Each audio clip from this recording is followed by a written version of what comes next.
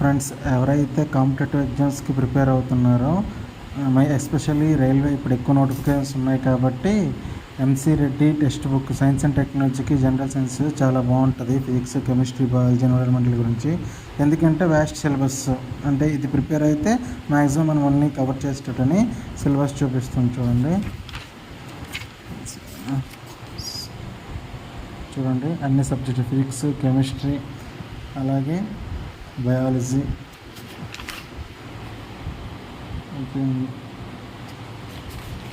Next ప్రతి chapter నుంచి చాలా వ్యాస్ట్ నాలెడ్జ్ అయితే ఇచ్చారు.